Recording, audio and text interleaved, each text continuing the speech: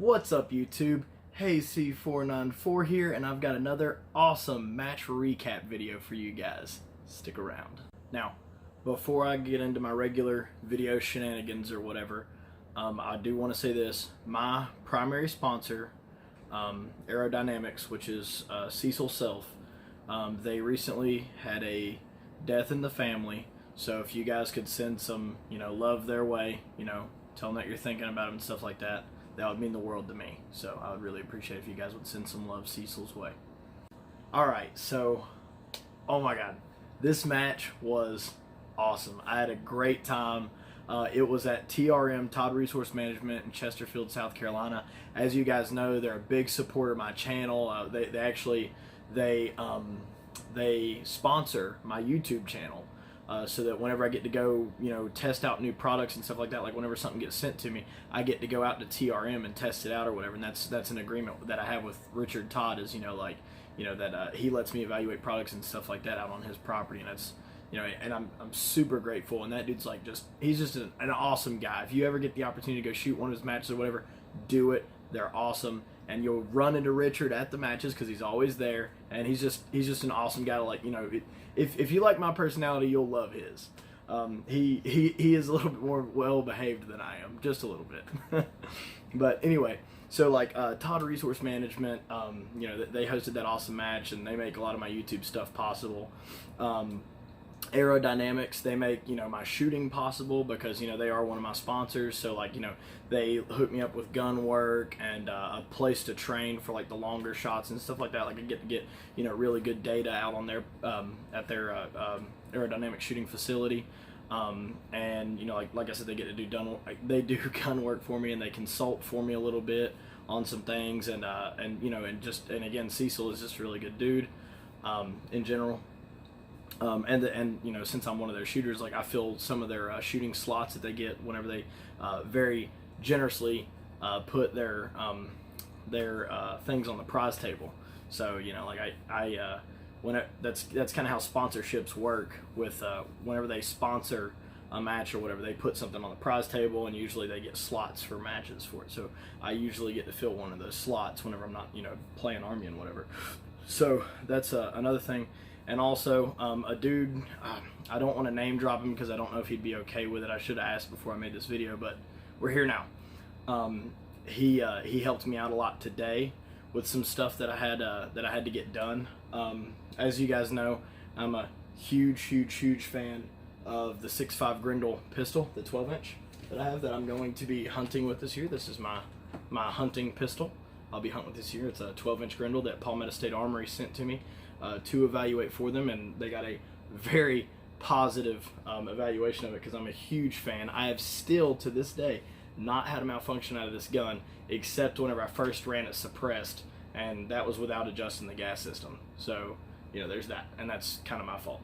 But like I'd said in a former video, I've got the control brake on it, and the 1-6, 7.62, and 300 blackout BDC reticle and stuff like that, and it's got the Palmetto State Armory EPT trigger and the SBA 3 pistol brace, things and stuff. And y'all know I'm a huge, enormous fan of this gun. And people kept saying to me, well, if you're such a huge fan of that gun, why don't you shoot it in your competitions and stuff like that? Why don't you shoot it in this match? Why don't you shoot it in that match? And honestly, the reason why is because I want to win. I'm not going to be super competitive with that, compared to that. That's got a 1-6, that's got a 4-14. This is better suited, just optically. That's just one facet. Your recoil impulse is different on that as it is on that. That right there, I can hammer targets, as you guys are going to see here very soon. I can hammer targets super fast. That gun's not designed to do that, So stuff like that. It's because I want to win. That's why I'm not using something like that. However, I've had enough people request that I shoot that gun in a match that I told them that I was building a second 12-inch Grendel. And I kept on hearing, when's it going to get done? When it's going to get done? Well, it's done. So whenever you guys see me, maybe at the next TRM match, so maybe y'all should go to it, I will be shooting this 12-inch Grendel. Oh, oh. That's just the sound it makes whenever I pull it up.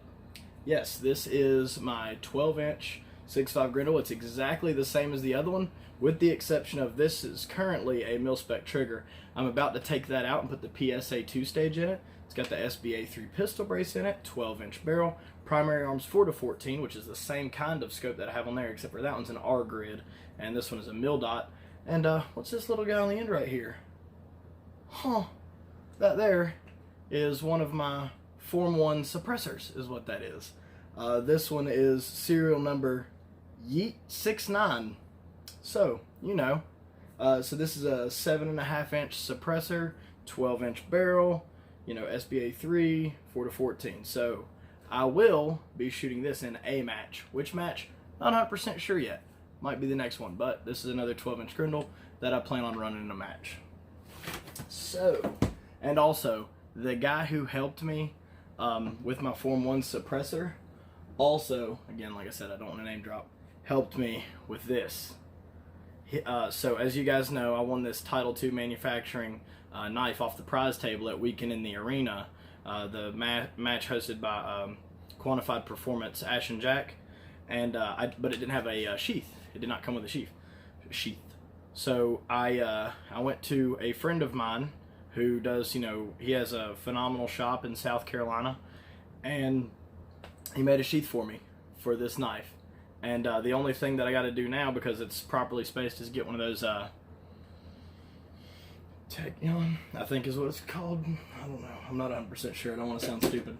Gun clips, and then I can, you know, put that on there, and I can carry it the way I intend on carrying it, which is going to be small at the back. Did I cover everything? All right. So the match. The match was the Top Shot 2-gun hosted by Cheytac at TRM, Todd Resource Management in Chesterfield, South Carolina. Team match 2019 November. I don't know what else to say about it. That's what it was. It was awesome. I ran with my partner for this match was Tom Byram. He's a competitive shooter also. Him and his daughter actually competed in this match as well. She's, I think, 9 years old. Her name's Sophie. So she actually shot in youth division at this match. So so Tom actually was shooting double at this match. Like, he would shoot with me and then he would go shoot with his daughter. So yeah, that was pretty awesome. And Tom's a super awesome dude. Like I had said in a former video, like I've been super fortunate that the people who you know who I get to shoot with are such phenomenal people, and just, you know, like top shelf shooters and stuff like that. It just, you know, it's like it just makes me feel good that these people want to shoot with me and stuff like that. And I'm really grateful for dudes like Tom and you know, like my regular partner, which is Adolphus Jones, AJ, and then, you know, my best friend Ashton Johnson. You know, he watches some of my YouTube videos. He's probably not going to watch this one, but anyway. All right, so let's talk about this match. And part of what I need to talk about at this match is my performance. Here we go. Alright, so the first stage. Here's what went down on the first stage. So we started off with our pistols. Holstered, you know, the buzzer goes off, draw your pistol. Me and my partner had agreed that I was going to shoot the hostage target at 20 yards, and he was going to shoot the two IPSCs at 40 yards. So I shot the hostage target, he shot the two IPSCs, and then we were told that we could ground our pistol, so I literally just dropped my Glock on the ground because it's a Glock.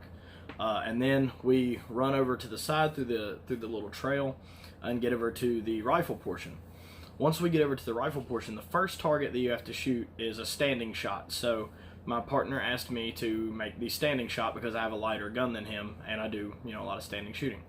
The IPSC was 260 yards away, and it took me way too many shots to hit. It usually doesn't take me that many shots to hit a standing, you know, 260 yard shot, but it did that morning. My partner thought that I had actually hit the target way earlier than I did. So he was already trying to engage his targets off of the tank trap. And then that's whenever you hear, you know, the communication go back and forth between me and him and the spotters and whatever. that I'd actually had to shoot my target before he could shoot his or whatever, and it was because he thought I already shot mine. He just had more faith in me than he should have. Also, another thing that you'll notice is whenever I first go over there and I start shooting at that target, I shoot a couple times at it and then I adjust my scope. So what had happened right there was I go into this stage, and right before the stage, I was talking to somebody about my rifle, and they were looking at my rifle and stuff like that, and whenever they were, they adjusted my scope down to the lowest magnification, 4 power. And I saw them do it, and I didn't even think to change it back before the stage to 10 power, because I was going to shoot this stage on 10 or 8 power. So then I run into the stage with my rifle still on 4 power like an idiot. So that was where you see me adjust my scope up to 8 power, and then I shoot the target that I was trying to shoot at.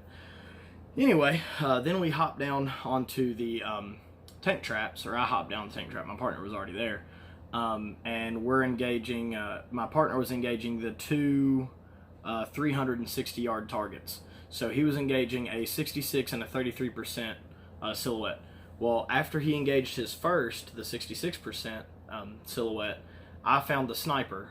So I engaged the sniper target, got a first round impact on the sniper target, and then he engaged the second 33% IPSC. That was his second target. So then we moved on to the next position. The next position was the rooftop. Once we get over to the rooftop, him as the primary shooter, he actually gets up onto the angled rooftop, and I lay down on the ground because I was the secondary shooter. And we had agreed that he was going to shoot the two closer targets because he was shooting off of a less stable position than myself. Even though he was the primary shooter and had a ballistically superior round and stuff like that, it just made more sense that he shoot the closer targets because he's on a less stable platform. So he shot the two 330-yard targets, which was a 66 and a 33% silhouette, and I shot the two 465-yard targets, which were 66 and 33% silhouettes. Let me make sure I'm not missing anything. Oh yeah, so one of the big negatives about this stage was the spotters for our impacts were so far back that my deaf ass couldn't hear them calling impacts and stuff. So Tom had actually shot his targets, and me and him had both like shot targets at the same time. So I heard him get an impact, but I didn't hear myself get an impact. So I shot one of my own targets 3 times before I moved on to my next target. And the third time I actually heard them say impact, and then I moved on to my next target. So yeah, that was like the only negative thing really about that. So we ended up cleaning the stage. It means we didn't miss any targets or whatever. So, you know, all in all, that was a pretty solid stage. Yep. Shooters ready. Yep.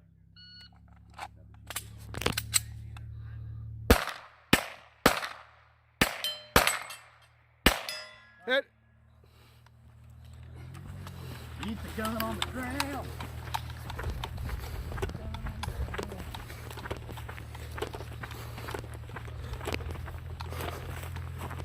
Shoot standing unsupported first. Standing unsupported.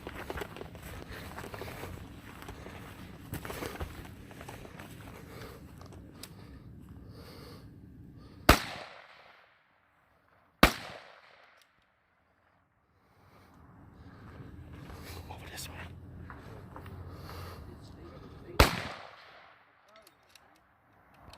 No hit.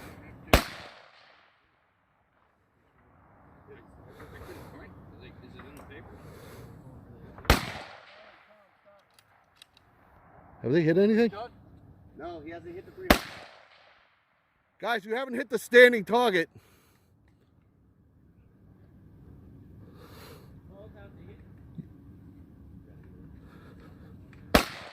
Impact. Now you can go.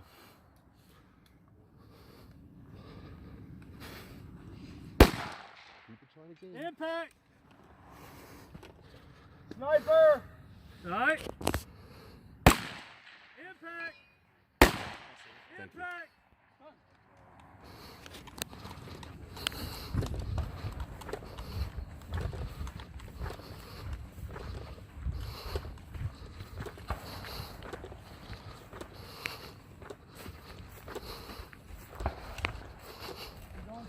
going far.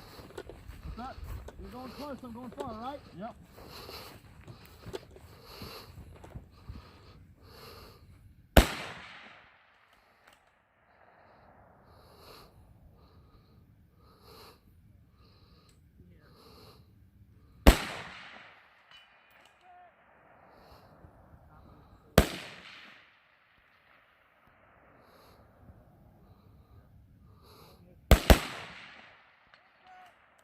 Got him.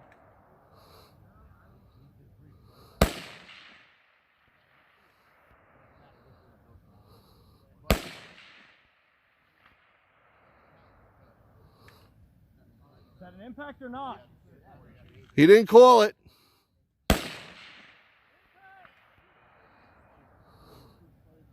Good impact left or impact right? That was right. All right. I got it. There you go. That's clear. All right, so the next stage was a tube stage, where basically you start off on a tire, you jump off on the tire, and you reach into an ammo can, and inside of the ammo can there's a primary card and a secondary card. The secondary grabs the primary card, and the primary grabs the secondary card, and then you call out that person's targets. So me, the secondary shooter, I slid into the pipe, and my primary was calling off my targets to me. I get down into the pipe. The first target he calls is a 250. So I'm looking down there where the 300-yard line is, because we are, forward of the line. I'm looking down there where the line is, and I don't see any target because I can't see that line. So I was like, oh no. So on the clock, I had to elevate my bipod. Once I elevated my bipod, literally all I could see of the target was the head. Like, I could only see the little 3x3, 3-inch by 3-inch head at 250 yards. But I knew the target range. There was no wind. I was like, it's a 3-inch by 3-inch target. I got this. So I sent my shot, got a first round impact. It was a headshot, which was, I was pretty happy about that. I got a first round, headshot at 250 under match conditions like that. Then the next target that was called out to me was the sniper target. So I engaged the sniper. That's a UKD, so like you don't really know the distance, but I knew it was between 250 and 350 yards, so I just gave it a mill and sent it and impacted. It was a big enough target. First round impact on that one. The next target was a 350. I got a first round impact on that one. And then my last target that I needed to engage was a 450. But you'll notice there's a little back and forth between me and my spotter, where I was asking him for clarification, but it's, we're under match conditions. We have a short par time, and I'm trying to figure out something right here where I didn't quite understand what he was saying. So I thought he was telling me to engage the target at the back berm, which was further back, and I ended up getting an impact on that one. But then it turns out I was actually supposed to engage the one before that, and he was already calling out my last target. So he thought, I'm going to shoot this one, and he thought I was smart enough to remember to shoot the one after that, but I had just gone straight to the last target whenever he did that. So that was actually my fault. I cost us a point right there. That stage, I think the only critique I would give that stage that would be negative is that it had such a short par time. I don't think anybody cleared that. I don't think anybody cleared that stage. It would have been very, very difficult to clear that stage. And then at the time, whenever Red Squad moved off of there, we had the highest score on that stage, and we only got 4 points out of a possible 10. Yep.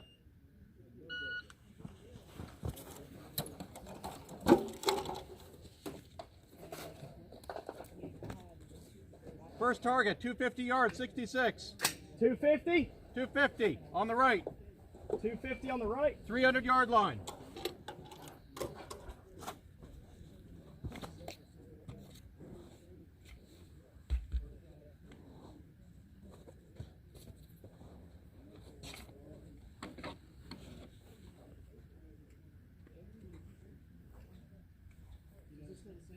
I don't see it.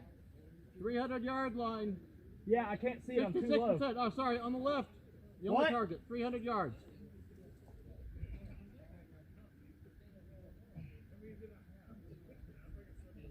After that, sniper.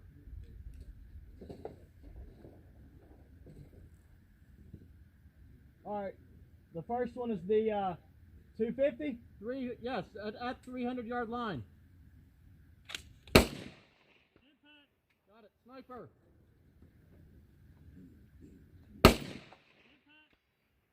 350. 400-yard line. 50%. Big one. Which one? Big one. 400. What's the distance? 350.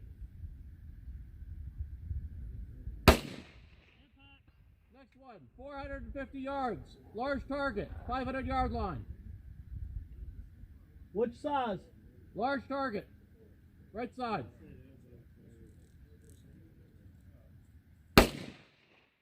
Large target at the berm. You didn't hit that one, did you? Yeah, don't. I mean. Impact on the back target. Okay, and the other one was the closer one? Yeah, you didn't You hit can't it. go back. You can't go back. I thought he just called it. Time.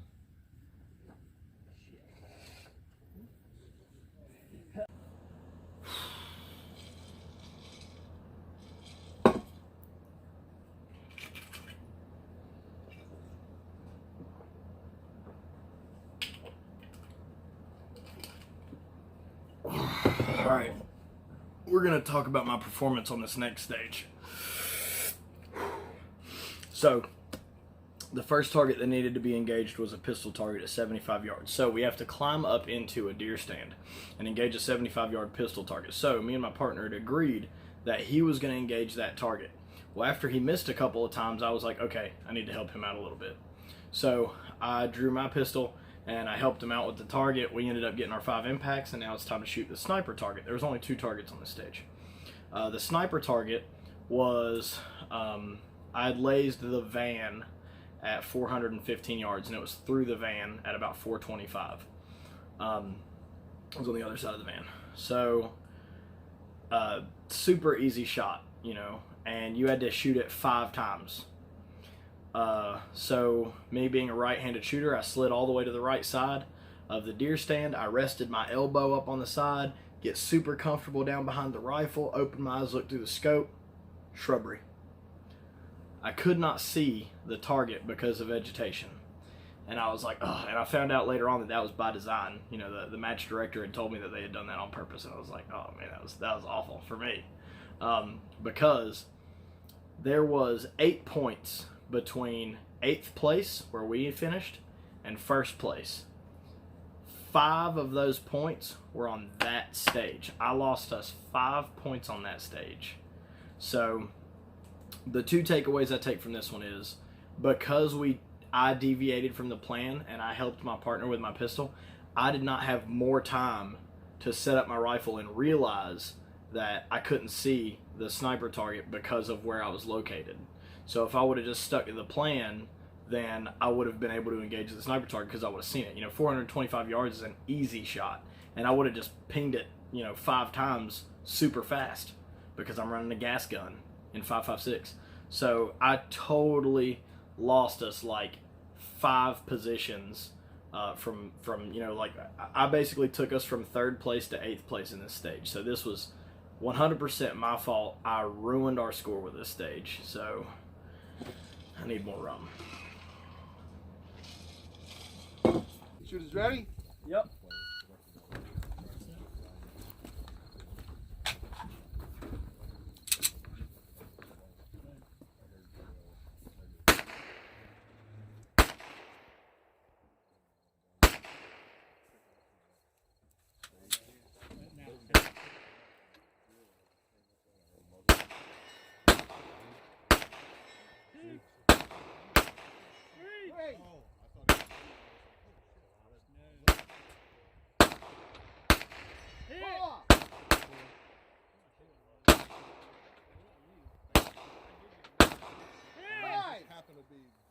Happened to be doing it, and I was like, what?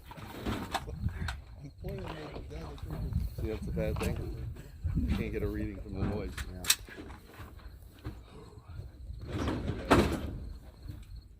Time. Where's my sniper? 1 minute in. Call him if you see him, because I got a damn flag. Shit, I can't see him from right there.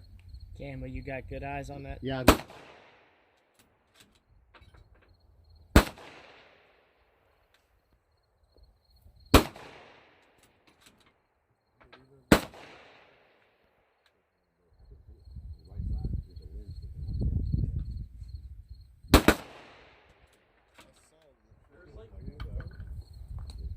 see what we're shooting Might at. have hit the Jeep or the van. It's a white target? No, it's No, I saw that the one. back window.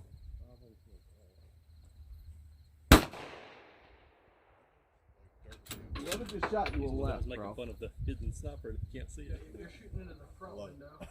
It's hard to see right now. Low. Oh, I'm sorry. Hey! Alright, so the next stage is a Jeep stage where basically I'm in the passenger seat and my partner was in the driver's seat.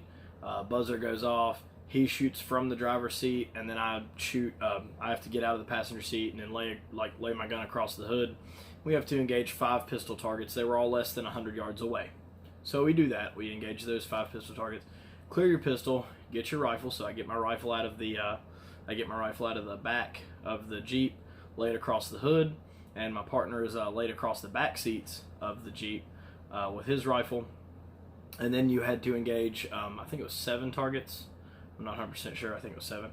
But basically, I was set and in position first, and the way that me and my partner decided that we were going to shoot this was one of us would engage the target first, and the next person would hit it right after, because the targets were around 400 yards away-ish.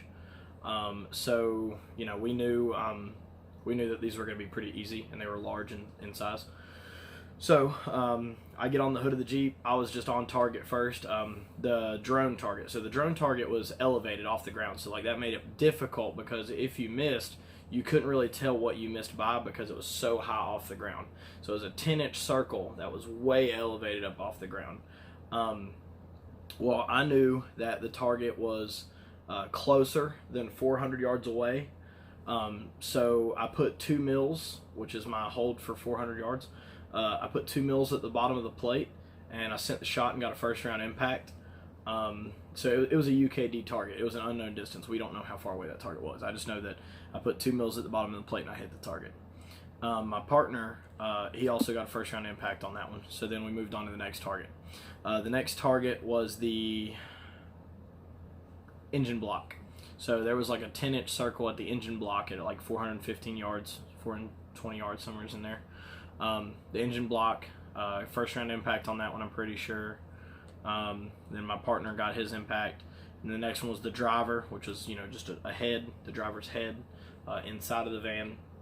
I think we got first round impacts on almost all of these. Impact, and then you have to shoot a dude that's basically squatted down at the bumper of the van, and we both impacted that target. And then the next target was a dude that was behind the hood of the van, and I missed and missed and missed. And keep in mind, this was the biggest target of all of them. So like all the other targets were super small. Now I've got this huge target that's behind the hood of the van, and it's just miss, miss, miss, miss. I don't know what was going on with my misses there, but I missed it until I ran the gun dry. We were only allowed to have 10 rounds in the gun. I missed it until I ran the gun dry. My partner hit it, and then he engaged the last target, which was the sniper target that he had to shoot through the van from the former stage. So basically, I cost us 2 points on this stage because I couldn't hit a 415-yard target. Yeah, so a big 415-yard target. So yeah, that's a thing. It happens. But yeah, we were only down 2 points on that stage, so we did well. Shooter ready. Yes.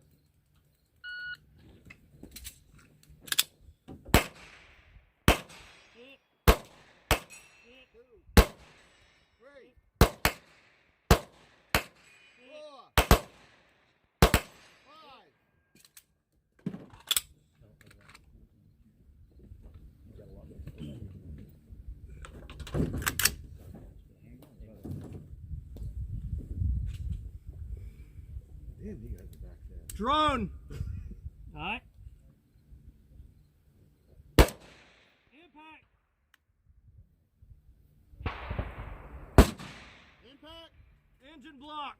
All right. Impact. Impact. Driver. Impact. Got the front. Impact. Impact. Other one. Sniper. Where's the other one? Hood, hood. Oh, good. Hood.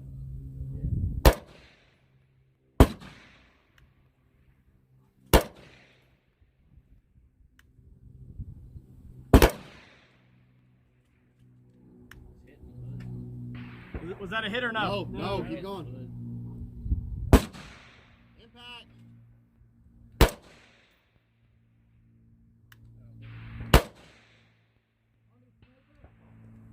Pass. You can, primary can. Pass.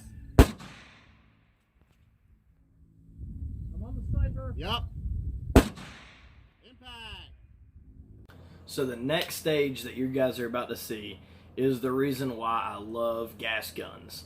So there was a sniper target. So this is another 2-target stage where there's a sniper target that's UKD, unknown distance, and it's also a sniper target, which means it's hidden. So you have to find the target, and you have to shoot that same target 5 times. So it's very similar to the other stage. And then you have one pistol target that is 120 yards away that you have to shoot 5 times. So I told Tom, my partner, I told him, don't even load your rifle. I was like, I'm gonna load up my, I'm gonna load my rifle. I'm gonna find the sniper target and I'm gonna hammer it 5 times because I have a gas gun. That's what it's for. Is if I have to punch to the same target multiple times, I got them follow-up shots. So I got down. I immediately found. Actually, I found the sniper target before I even laid down. Immediately found the sniper target. Get on the sniper target. Send my first shot. Like I said, it was UKD, but I could tell it was about 200 and something yards away ish. I sent my first shot. They yelled impact, so I knew my elevation and everything was good. Like I knew my dope was good. I knew that like I was gonna keep on impacting it. So then I just sent 4 shots really fast. All 4 of those shots impacted the target. My partner deviated from the plan because he went ahead and loaded his rifle, and he just couldn't help himself, is what he told me at the end of the stage. He said it was such a big juicy target, he had to shoot it. So he shot it once. So we actually ended up getting 6 impacts on the sniper target just because we really wanted him dead, I reckon. And then so yeah, we cleared our rifles, we moved forward, we get our pistols out, and then we shoot the 120 yard pistol target our 5 times that we had to. This was the only stage that was for time, and the reason that this one was for time is this was a tiebreaker stage. So if you tied in points with another team, this was the tiebreaker. So yeah, we did well on this stage.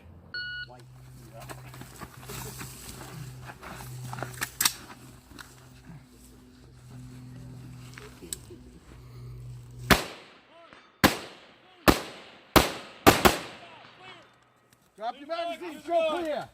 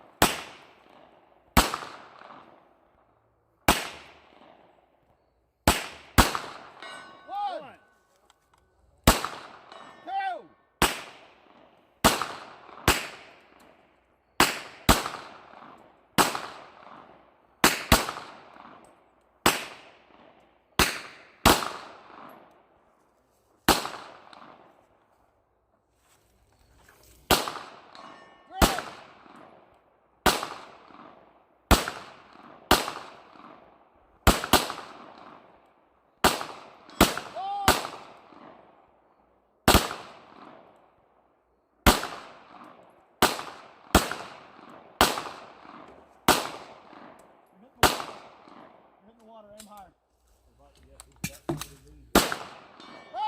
Never mind, I got it. Good job, guys. 80. All right, so last stage of the day. Y'all are about to see some real John Wick shit right here. So there's 2 pistol targets at 60 yards and 60 yards. And there's the 120 yard pistol target. So we hop on this rickety ass boat that's in the water. Both of us draw our pistols. I popped the 60-yard target, first round impact. Popped the 120-yard target, first round impact. He hits his 60-yard target, pistol target, first round impact, and we're done. We went 3 for 3 on 60, 60, 120-yard pistol targets. So, yeah, people were like, damn, that was impressive, because it was. I could never, ever, ever replicate that. I'm sure Tom could. I couldn't. Anyway, so then we had to, clear our pistols, and then, put our pistols down. We get down on the rifles. I hop on the gas gun. I engage the sniper target first, which is, like it was the sniper target from the previous stage, so I already knew exactly where it was. Engaged that target, got my impact, and while I was trying to get in position to where I could actually see the other targets, because they're super elevated and you're down low in a boat, Tom engaged the first one, pops it, awesome, and then I get on my first target, I engage, I knock out 4 targets. There were 7 targets up on the hill. So Tom knocked out 1, I knocked out 4, and then I did this all at 6 power because the sniper target was only like 200 and something yards away. So I wasn't doing all of this at 6 power. The targets that were up on the hill were at like 400 and something yards away. So when I was engaging those targets, I was doing it all at 6 power. I was just pow, pow, pow, pow, pow. So then once I got to the next target, I ran the rifle dry. So I had no more ammo. You're only allowed 10 rounds. So whenever I'd gotten done with those, I was like, oh no. I was like, all right, your turn, Tom. So I couldn't really see what the shapes were that I was shooting at because we were shooting at different shapes. I was calling out a diamond or a square. I don't remember what I called it. But it was actually a cross that I was shooting at. But I didn't realize that because, like I said, I was shooting it at 6 power.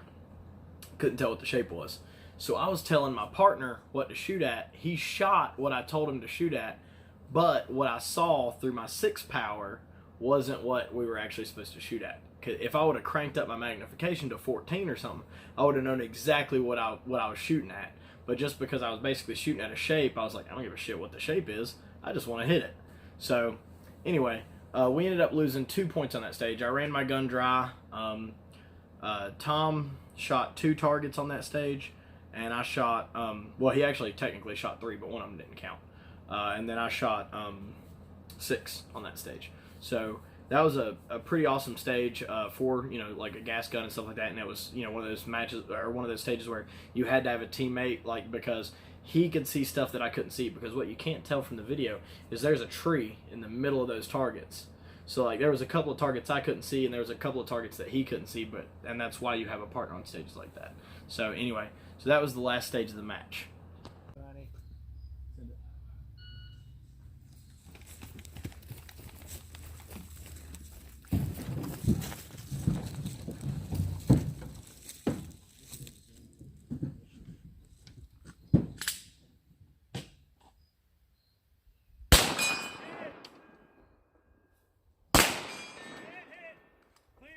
Clean your pistol. Good. Cam, clear your pistol. Drop your back. Yes, it was. That was the coolest thing I've Sniper seen first. Yeah. on the stage. Sniper. Yeah, yeah. Sniper. Sniper. Sniper somewhere. On the shore. We were watching him. Stop moving. Impact. Alright, now I need to move. On target. Send it. I'm pretty sure you. On target. Yep. Send it. Yeah.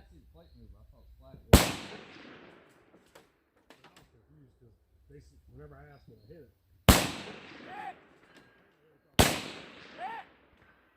Got the diamond? Yeah. Alright, I'm blocking. I'm picking up on the cross. Stop moving. Tell me when we're at the cross. Right. Did it. Yeah.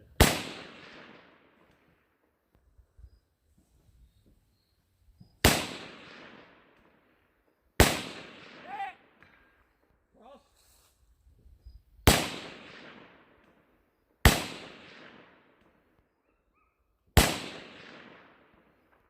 I'm dry. Gotta get the diamond. I can't see it. Pass! 99. Got it. Wrong target. Is that it? Wrong Wrong target. target. You got 2 left. I said pass for the diamond. Alright, so this will be the last part of this video. How did we place in this match? We placed 8th place. I don't remember exactly how many teams. I want to say there was like 30 teams or somewhere around there. It was close to 30 teams. Might have been more, might have been less. I'm not really sure. We ended up in 8th place, which isn't great. But like I said, like we were 8 points away from first place, and one stage completely wrecked our score. So there was that. Well, what does 8th place get off of a prize table? I'm not 100% sure what Tom got off of the prize table, but I got exactly what I wanted. I walked past the prize table before they called us out to it, and I saw what I wanted, and I was like, man, if that's still on the table, I'm yanking that. What I ended up getting was a Jensen Precision Rifle Works 30 millimeter tube, 20 MOA base scope mount. So I ended up picking this up off the prize table for 8th place. I've found that at the last 3 matches that I've shot, whatever I've wanted off of the prize table is what I've gotten off of the prize table. For example, I went to Snipers Unknown in South Carolina, and I wanted a Thunder Beast suppressor. I had told myself if there was a Thunder Beast suppressor on the prize table, I was getting it. And sure enough, what did I walk away with but a 50% off certificate for a Thunder Beast suppressor. At Weekend at the Arena, they were posting on social media the things that were going to be on the prize table, and they had done this post about a knife, a Title II manufacturing knife, that I was like, man, that knife's really cool. And what did I end up walking away with? I ended up walking away with the Title II manufacturing, that's what that logo is, quantified performance knife. So the reason it's got so much junk on it is because I just got this sheath made earlier today. So anyway, so this is what, like I got off of the prize table, and that was what I wanted. At this match, I saw a, scope mount, and I wanted it.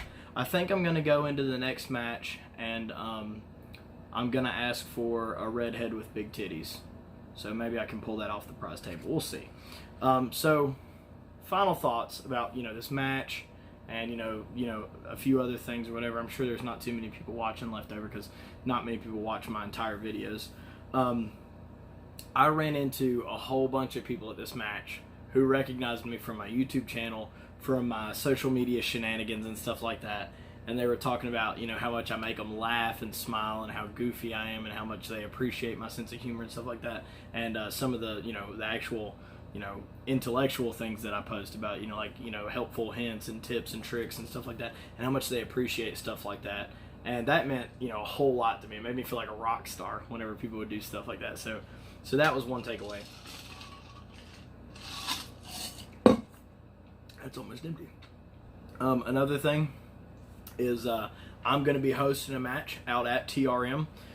It's going to be based around the designated marksman concept that the Army refuses to acknowledge as useful. I'm going to be hosting a match like that at TRM, where it's basically going to be a gas gun match where, I want people to run gas guns. I want them to run them fast. I want them to run them on man-sized targets because, I think that that's a real role that, the Army should really look harder into, but they won't because the Army knows more than me, I guess, about stuff like that. So, I mean, in their infinite wisdom, I'm sure they've got their reasons, but I don't know what they are.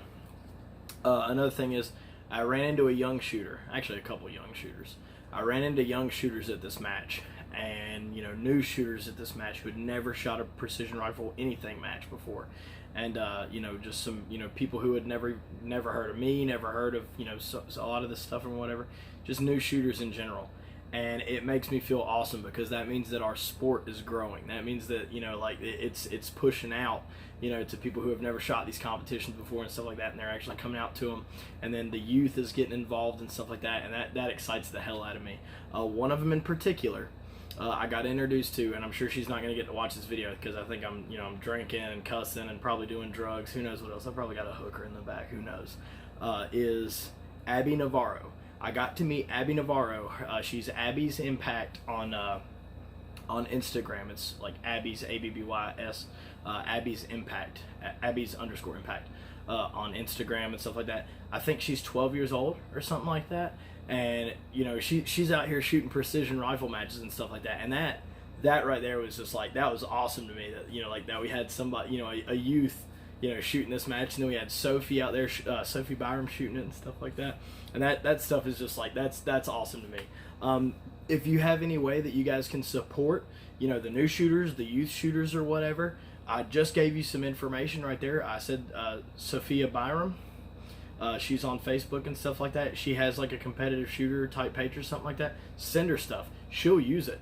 And then Abby, she'll use it. So like, if you guys have any way that you guys can help those, you know, those kids get, you know, more into this thing, do it.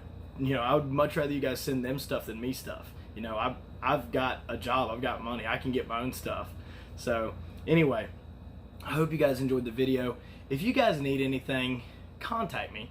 You know, send me a message on Facebook. I can't tell you how many people will send me a message on Facebook and stuff like that, and just say, hey man, this is my question, blah blah blah. They'll have a question about ballistics, they'll have a question about reloading, they'll have a question about competitions, whatever. You know, like, shoot me a message on Facebook. I'll probably give you a phone call. I'll call you. I'll talk to you about, you know, whatever you've got to go on. Like, I've got people calling me about 6.5 Grendel stuff. I got people talking to me about matches and stuff like that. And, you know, I'm a human being just like you. You know, I'm just a regular dude. So if you guys, you know, like, have any questions or something like that, like, feel free to ask. You know, like, that's how we better ourselves. Is, you know, like, you learn. You know, for me, it's you know, I have the infinite technology at my fingertips of Google on my cell phone, and then I've got, you know, the resources that I have as the other competitive shooters who are really great friends of mine. And then I've also got these right here. I've got, you know, books. Like, believe it or not, as goofy and dumb as I sound, I can actually read. So anyway, like I said, I hope you guys enjoyed the video. If you need anything, give me a call, shoot me a message on Facebook, whatever. My name is Cameron Hayes. Hey C494, out.